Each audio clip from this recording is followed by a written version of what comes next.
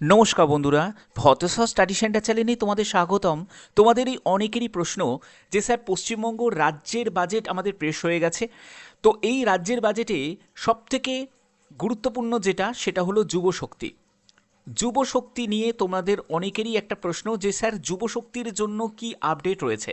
আজকের ভিডিওর মাধ্যমে সম্পূর্ণ ডেসক্রাইব করব। দেখতেই পাচ্ছ পশ্চিমবঙ্গ বাজেট 2026-27-এর যে পিডিএফ সেটা চলে এসেছে এবং আমাদের রাজ্যের অর্থমন্ত্রী স্বপন দাশগুপ্ত তিনি কিন্তু এই ব্যাপারটা কিন্তু ক্লিয়ার করে দিয়েছেন যে যুবশক্তির ব্যাপারে কি আপডেট রয়েছে এবং যুবশক্তির জন্য কারা কারা যোগ্য, কারা এখানে এলিজিবিলিটি ক্রাইটেরিয়া ক্লিয়ার করতে পারলে এই যুবশক্তির প্রকল্পের সুবিধা পাবে, সেই সব ব্যাপারগুলো কিন্তু এখানে ক্লিয়ার করা রয়েছে।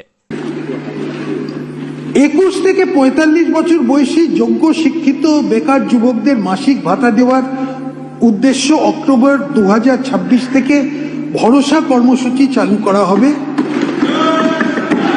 এই স্কিমে গ্র্যাজুয়েট বেকারদের জন্য 3000 টাকা, অন্যদের মাসে 2000 টাকা ভাতা দেওয়া হবে। এই কর্মসূচি যে সকল পরিবারের আয় 1 লাখ টাকার কম এবং যারা অন্য কোনো সামাজিক সুরক্ষা প্রকল্পের সুবিধে পাচ্ছেন না, এইসব পরিবারের প্রার্থীর জন্য প্রযোজ্য হবে। আমি এক এক করে প্রত্যেকটি তথ্য তোমাদের কাছে ডেসক্রাইব করব এবং এর জন্য কি কি প্রয়োজনীয় ডকুমেন্টস তোমাদের রেডি রাখতে হবে অবশ্যই সেই ব্যাপারেও আপডেট থাকবে। ভিডিওটা প্রত্যেকের জন্য খুব ইম্পর্ট্যান্ট, অবশ্যই বলবো শেষ পর্যন্ত দেখবে। আর এরকমই গুরুত্বপূর্ণ আপডেট পাওয়ার জন্য যেটা করতে হবে, চ্যানেলটিকে সাবস্ক্রাইব করে রাখতে হবে, বেল আইকনটাকে অল করে রাখতে হবে যাতে তোমাদের কাছে এরকমই গুরুত্বপূর্ণ আপডেটগুলো পৌঁছে দিতে পারি।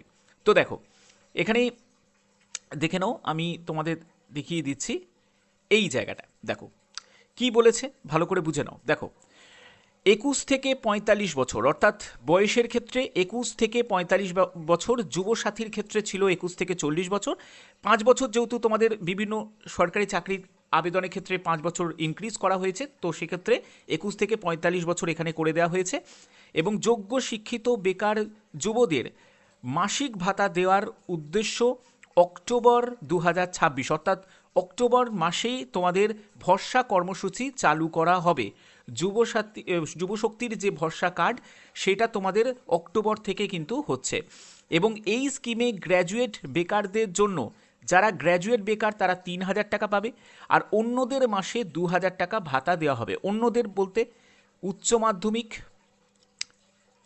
মাধ্যমিক যারা ক্যান্ডিডেট রয়েছে তাদের ক্ষেত্রে 2000 টাকা ভাতা পাবে, ঠিক আছে। আর যারা গ্র্যাজুয়েশন করে বেকার হয়ে বসে আছে তাদের ক্ষেত্রে 3000 টাকা।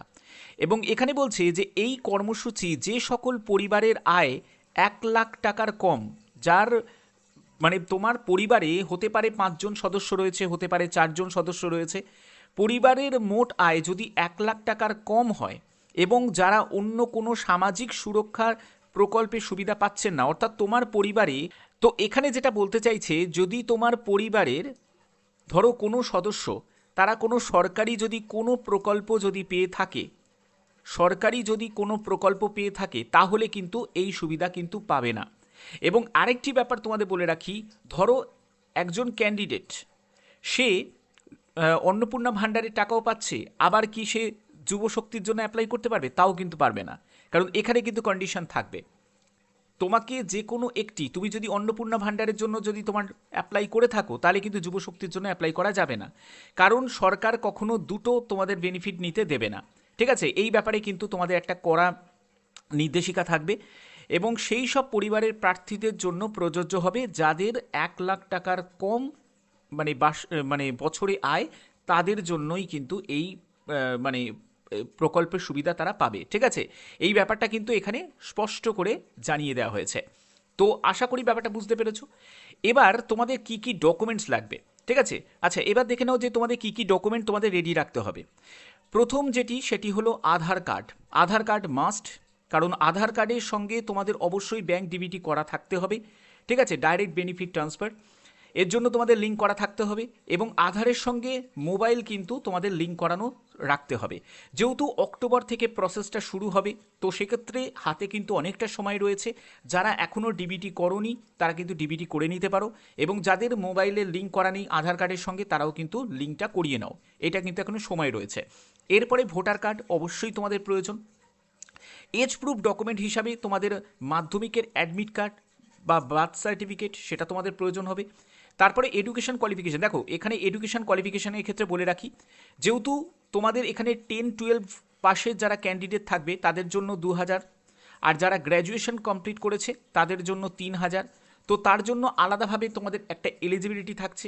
তো এর জন্য প্রয়োজনীয় যে মার্কশিট এবং সার্টিফিকেট সেটা কিন্তু লাগবে। ওকে, তারপরে হচ্ছে ব্যাংকের পাসবই। ব্যাংকের পাসবইয়ের যে ফ্রন্ট পেজ সেটা তোমাদের your name, account number, IFSC code সব কিছু মেনশন করা থাকবে এবং অবশ্যই তোমাদের আধার সিডিং করানো থাকতে হবে। ঠিক আছে? আচ্ছা, এমপ্লয়মেন্ট এক্সচেঞ্জ কার্ড নিয়ে তোমাদের একটা প্রশ্ন জাগতে পারে, তবে এমপ্লয়মেন্ট এক্সচেঞ্জ কার্ডের ব্যাপারে কিন্তু খুব একটা বেশি কড়াকড়ি থাকবে না, এমপ্লয়মেন্ট এক্সচেঞ্জ কার্ড ছাড়াও কিন্তু হবে, কোনো অসুবিধা হবে না।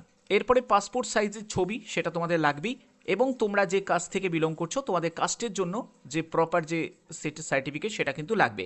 এবার দেখো, যারা অফলাইনে করবে তাদের জন্য একরকম থাকে, তোমরা জানো যে অনলাইনের ক্ষেত্রে একরকম থাকে, কারণ অন্নপূর্ণা ভাণ্ডারের ক্ষেত্রে যারা অফলাইনে আবেদন করেছো তাদের ক্ষেত্রে অনেক ডকুমেন্টস কিন্তু তাদের দিতে হচ্ছিল এক্সট্রা, কিন্তু যারা অনলাইনে আবেদন করেছো তোমরা নিজেরাই জানো যে আধার কার্ড লাগছে আর শুধু ভোটার কার্ড লাগছে, এই দুটো ডকুমেন্ট হলেই হয়ে যাচ্ছিল। তাহলে সেক্ষেত্রে তোমাদের এটা কিন্তু ভ্যারি করবে তুমি অফলাইনে করছো না অনলাইনে করছো। প্রথমে তোমাদের অফলাইন প্রসেস শুরু হবে, তারপরেই তোমাদের কিছুদিন পরে অনলাইনটাও শুরু হয়ে যাবে। ঠিক আছে? তো এই ভিডিওর মাধ্যমে যে মেন আপডেটটা সেটা তোমাদের কাছে ক্লিয়ার করতে পারলাম। যদি ভিডিওটা ভালো লাগে অতি অবশ্যই ভিডিওটাতে একটি লাইক করো। তোমাদের জন্য সবসময় আমি প্রচেষ্টা করি যাতে জেনুইন আপডেটগুলো প্রোভাইড করা যায়। এখনের মতো এটুকুই, টাটা।